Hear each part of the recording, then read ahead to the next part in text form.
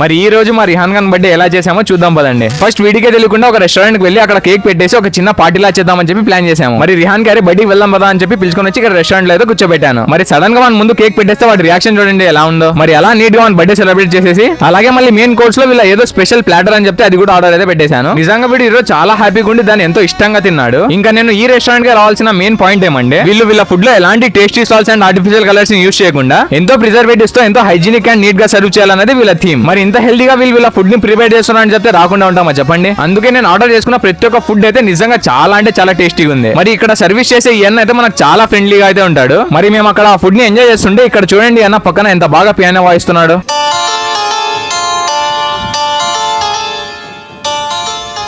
మరి ఇంత ఫ్రెండ్లీగా వీళ్ళ సర్వీస్ ని చేసుకుంటా వీళ్ళ ఫుడ్ ని ఎంతో హైజీనిక్ గా పెట్టారు కాబట్టి మా గుంటకల్లో ఈ రెస్టారెంట్ అయితే టాప్ లో ఉంది. ఇంకా మీరు కూడా ఈ రెస్టారెంట్ కి విజిట్ అవ్వాలనుకుంటే వీళ్ళ కాంటాక్ట్ డీటెయిల్స్ అయితే నేను కామెంట్ లో పెడతాను, చూసేయండి. ఇంకా మా రిహాన్ గడ్ అయితే ఇక్కడ ఫుల్ గా ఎంజాయ్ చేసి చాలా అంటే చాలా హ్యాపీగా ఉన్నాడు ఈ రోజు. మరి ఇలాగా మా రిహాన్ బర్త్డే అయితే ఎంతో సర్ప్రైజింగ్ అండ్ ఎంజాయ్మెంట్ అయితే చేసేసాం. చలో ఇంకా మళ్ళీ ఈ రోజు కింద మళ్ళీ ఇంకొక మంచి వ్లాగ్ లో కలుసుకుందాం.